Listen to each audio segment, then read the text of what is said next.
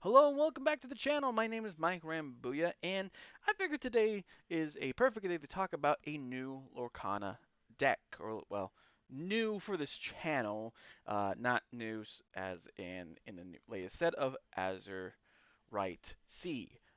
Basically, a deck themed with pirates and all the other fun stuff like that. This is a deck I've been playing since around set 3 um, and it's kind of grown to be one of my favorite decks that I've got to tinker with. And as each new set comes out, I do try to add a few cards from that set, try to keep it up to date. But without further ado, I'd like to introduce folks to what I call Scrooge's Vault. This is a Sapphire Amber or a Blue Yellow item galore deck. And I say item galore because once you see how many items we have, you're gonna understand why. Um, the other thing about this deck is we're also going to use one of the more fun mechanics of the game. Something that I think kind of allows you to double dip in a couple of factors of getting getting your score up as well as maybe powering up some of your fighters. So without further ado, let's see what did I put in Scrooge's vault. First thing first is the goals of the deck, and of course, the goal of this deck is items, items, items. Basically, items are going to be the key feature of this deck because we're not only going to try to get them on the field, we're going to use them for ink ramping, we're going to use them to heal our characters and repair our locations, as well as even gain additional lore. And the second thing we're going to do is we're going to use a trait called support. Support, what that does, allows you when you have another character quest, you add their willpower or their attack power to another character. So it kind of allows you to double prepare, allows you to gain the points that you need to score, get closer to that 20 benchmark, as well as power up other characters in case you gotta get your hands dirty. Speaking of characters, we're gonna dip into them right now, and we gonna know as a theme here. There's a kind of a crazy idea I kind of came up with. First thing first, we're going to use Scuttle Expert on Humans. We're going to use two copies of that. He is a 1/3, 1 lore, cost 2 character. He has an on-play effect of when you play this character, look at the top 4 cards of your deck, you may reveal an item card, put it into your hand, and then put the rest at the bottom. Definitely going to do our best to try to get those items in our hands so then we can play them. Next character up is Huey. He's a 2 cost 2/2. Gains you 1 lower when he quests, and one of our first examples of the support. Again, support whenever this character quests, you may add their willpower to their character's willpower. And willpower, of course, is the circle symbol with the 4 spikes on it. He gains a bonus that if you do quest with him and you have characters named Dewey and Louie in play, you can then draw 3 cards. Again, just another way to get an extra benefit when you do quest. And our first instance of Scrooge McDuck, the Uncle Moneybags variant, he is a 2 cost, 1/3, 1 lore. We're going to use 2 copies of him. He has an effect of Treasure Finder. Whenever this character quests, you may pay 1 less ink, excuse me, uh, for the next item you play. Again, another benefit, we're trying to get items to be at lower cost so we can get more of them out there and not really need to have a massive ink well to dip into. Next up is Pacha, Emperor's Guide. He is a 3 cost, 0/4, 2 lore. He has 2 abilities. He has Helpful Supplies. At the start of your turn, if you have an item in play, gain 1 lore. And then Perfect Directions. At the start of your turn, if you have a location in play, gain 1 lore. So basically, if you work on getting your items and your locations on the field at the beginning of the turn, you automatically get 2 lore to start off with, and then if you quest with him, you get an additional 2 as well. So there's 4 points right there. You're a fifth of the way there. Also, given that he has a 4 um, defense or 4 toughness, he will definitely be a bit better to use, especially if you use a support character to buff him up a bit. I'm using one copy of him because that's just what I got. Reminder, I build decks with what I got. I try not to buy more cards than I need because I already got enough money breaking hobbies. Next up, we're going to bring in the Queen, the Diviner. 3 costs, a 3/3, and a 1 lore. Consult the Spellbook is her ability. You tap her, look at the top 4 cards of your deck. You may reveal an item card and put it in your hand.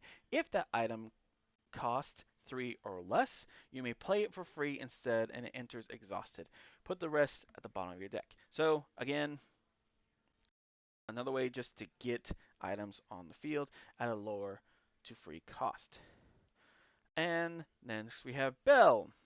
A 3 cost 2/3 gains you 2 lore when she quests, and her ability of Tinker, whenever this character quests, you pay 1 less for this character for the next item you play this turn. So you combine that with the Scrooge McDuck we showed earlier, combined with this, you now get -2 to the cost of your item and 2 to 3 lore there. Next round characters. Next up is Gyro Gearloose. 3 costs, 1/4, 1 lore. You can tap him, put an item card from your discard to the top of your deck, and lo and behold, you do that. You then tap the Queen, the, the Diviner Queen that I showed earlier, and look at that. You get an item in your hand, and if it's low enough, you play it right on the field. Next up is Dewey, one of the nephews we need. He just has support. He is a 3, 2, 3, and 2 lore. And he gains support, so basically when he quests, another character will gain 2 to their willpower, and then hopefully can do some damage if you need them to. Last up for this group is Prince John Gold Lover. He has beautiful, lovely taxes. You can tap it. You play an item from your hand or your discard with 5 or that costs 5 or less for free, exerted. Again, we're just looking for ways to get items on the field and in play. Next up is the last of the nephews we need of Louis, the Chill Nephew. And again, he's just support. He's a 4 cost, 3/4, 2 mana. So when he quests, he gives you 2, and then he can give his 3 willpower to another character. Next up, we're going to use one of an Ariel, Who's It Collector. She's a 4 cost, 3 willpower, 3 toughness, and gives you 1 lore when she quests. When you play an item, you may raid this character. Again, it doesn't say this character cannot quest again, but given her high willpower, she does make it a good attacker, so you can quest with her, play an item. Hopefully, after you quest with some of the other, with Scrooge McDuck or Belle, and that way you can get your item even cheaper, and then you can uh, ready her up again, and maybe also with Louis, bump her up to a 6 and have her swing really, really hard. Hiram Flowershame, I apologize, I can never say that name right. He's a 4 cost, a 1/6, so a bit more of a tough character there. Definitely wouldn't hurt to have him take a swing. But when you play this character and whenever he quests, you may banish one of your items to draw 2 cards. Banishing is basically just one of the few ways you can actually remove items off the field. They're kind of like permanent. They're pretty much on the field until either they're banished by either yourself or your opponent. And we're going to gain a benefit from banishing items, so don't worry about that. But again, it's just a way to mill your deck trying to get cards that you need. And finally, for our last batch of characters, we're going to pull in RJ Ramirez. She has Ward. Opponent cannot choose this character except to challenge, so basically she can't be targeted for any actions or items that would target her, deal her damage, or items such as that. Uh, she's a 5 cost, she's a 2/5, and gives you 2 lore when she quests. So again, another kind of tougher character you can swing with after you bump her up with support.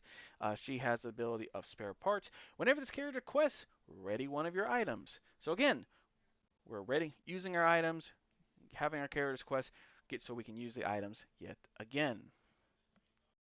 Next up is Scrooge McDuck, the richest duck in the world. He is a 5 cost, cannot be inked.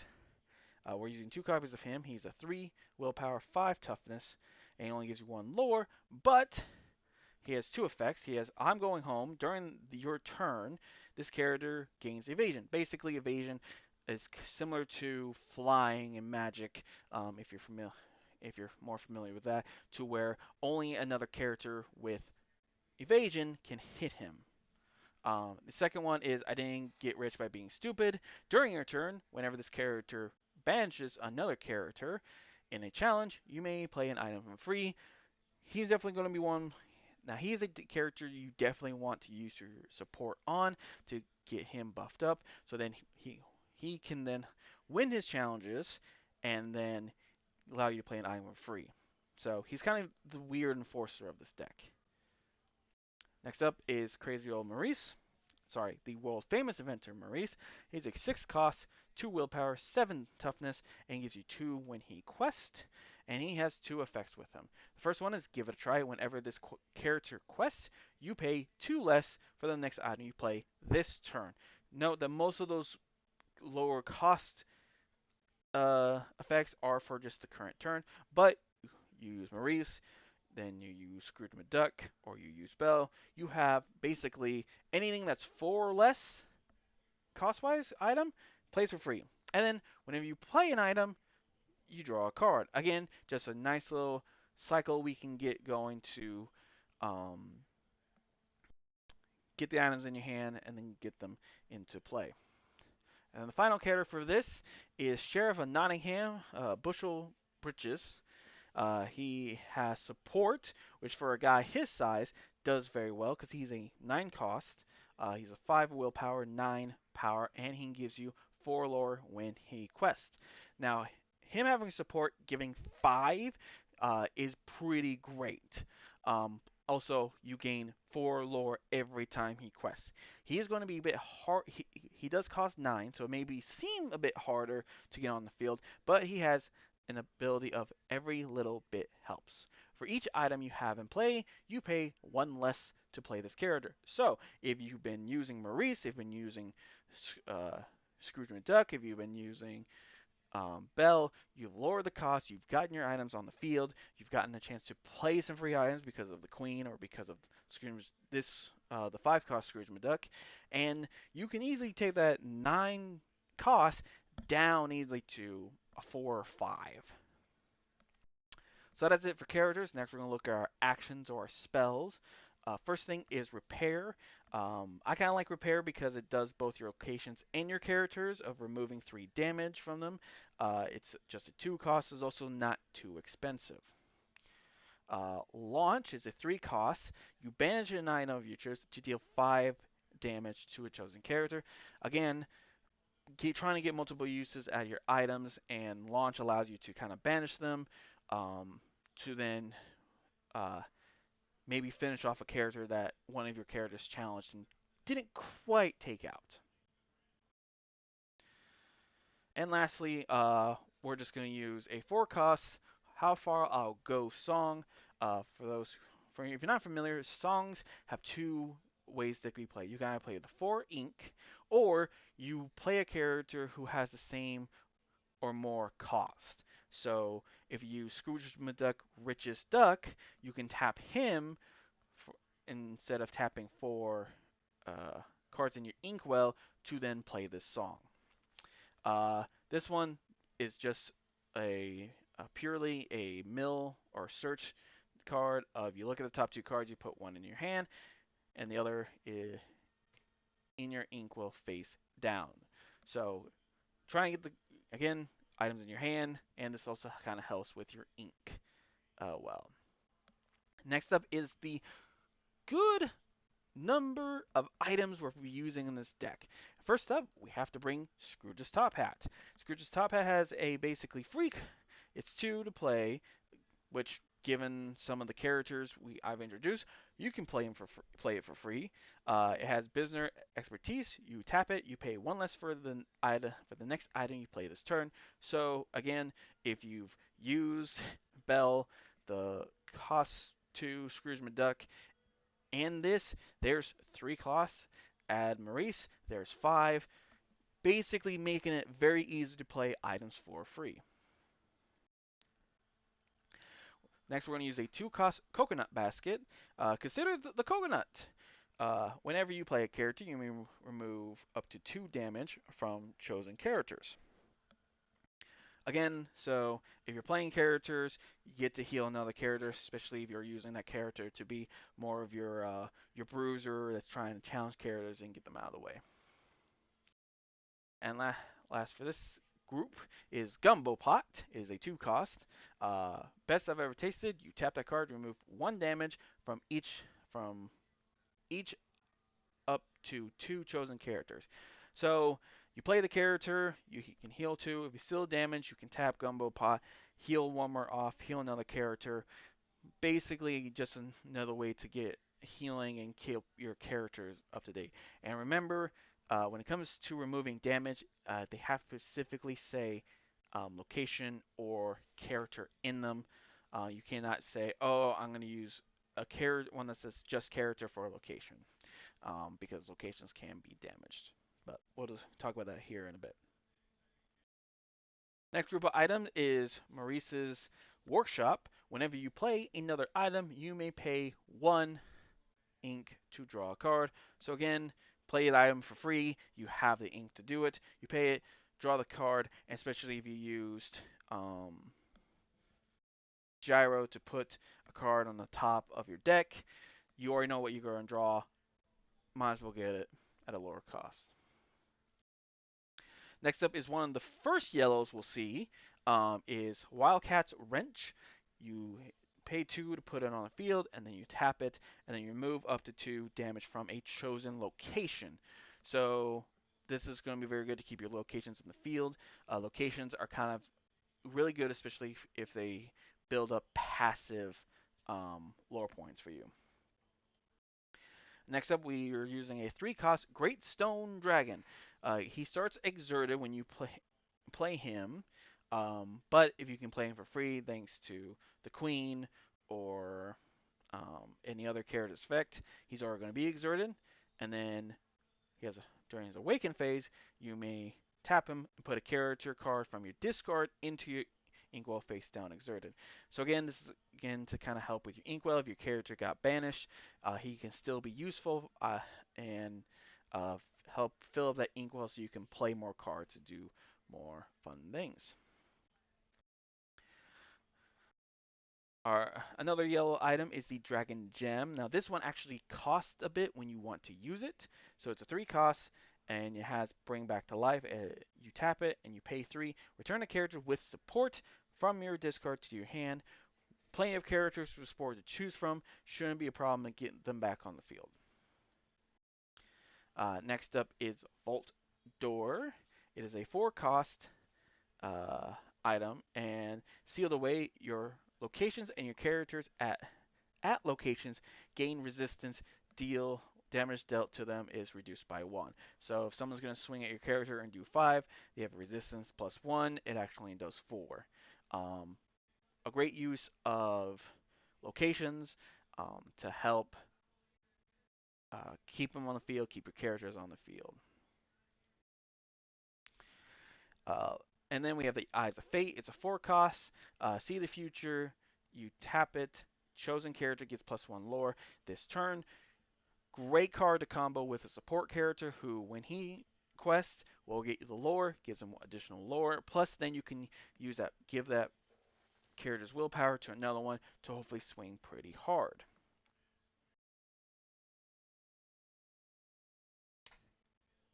Almost done with the items. We're getting there. Sapphire Chromacon. Powering up is a 4 cost, but it will enter exerted. Again, another card to try to get to play for free. That way you don't have to waste the ink to have a card you can't quite use. The Sapphire Light, it is a you tap it and you pay 2. You banish one of your items to gain 2 lore. So again, just a way to then use your item, banish it, gain 2 more lore, get closer to that score of 20 that you need. But don't worry, we can get banished items back thanks to this 5 cost Merlin's Carpet Bag. Uh, Hockety Pockety, you tap 1, you pay 1, return an item card from your discard to your hand. Again, we're going to be banishing cards to try to gain lore thanks to the Sapphire Chromacon, or if our opponent gets rid of the item, we can bring it back and use it again. And for the last item in the deck, we're going to hit it with a big boy of Lucky Dime. This is Scrooge's Lucky Dime, of course. It's a 7 cost, but you have enough hopefully you have enough characters to reduce the cost, plus Scrooge's hat. You can easily take that 7 down to a 5, a 4, a 3. Super easy to do with the characters and with the items we have set up. Number 1, you tap it, you pay 2, a chosen character of yours and gain, choose a character of yours and gain lore equal to their lore points. Remember that Sheriff of Nottingham? You only pay 2, you gain 4 lore right there. Then you can have him quest, you've gained 8 lore in 1 turn. Makes it really, really easy to gain lore. Not even that, you can do this with your support characters. Gain the lore, have them quest, gain the lore points again, and then give that support to get them to buff up another character. So Lucky Dime, I think it's very good. I know it's a high cost of 7, but if you get the right cards in play, you can easily reduce it down to a 3. And again, we're not really worrying about having a super massive inkwell. Last thing, of course, to complete this deck is our locations. First location is Duck Manor. It's a 4 cost, 1 cost to move to it, and 9 toughness. And at the beginning of your turn, it gives you 2 lore. Not bad. And also the perfect one to hide your characters behind, to trigger Volt. Trigger the Volt door card, because it then reduces damage, and this card will stay a while. Next up is Bell's House. Is a 1 cost location. It costs 2 to move there, 6 toughness. If you have a character here, you pay 1 less for 1 less to play items. So another location you want to try to get on the field, it is basically kind of a turn 1. It doesn't give you any lore, but it right off the bat makes items cheaper. And you can't complain about that. Cheaper items is always good. Combine that with the characters, combine with Scrooge hat, and right there we're really making it much easier to play items on the field. And our last item, our last card in our last location is Ariel's Grotto. It's a 2 cost, 2 to move here, 7 toughness. While you have 3 more items in play, this location gets +2 lore. So if you have McDuck Manor and Ariel's Grotto, you filled your field with 3 items at least. Congratulations, at the beginning of your turn, you get 4 lore right off the bat. And then with the other kind of goofiness I've added, it makes it really easy to ramp up that lore and end the game relatively quick. And that is it for this Lorcana deck profile. I do apologize for the gap in videos. Life has been crazy, and stuff like that. But hopefully, it won't be another long time for the next Lorcana video. Hopefully I can grab some Azurite Sea and we'll make some new decks, and hopefully you'll be around to see them and have me share them with you. But that's going to be it for today's video. Again, thank you always for sitting down and listening to me blab about my lovely TCG hobby. We'll see you next time. Stay safe. May your card pulls be blessed, and we'll see you next time.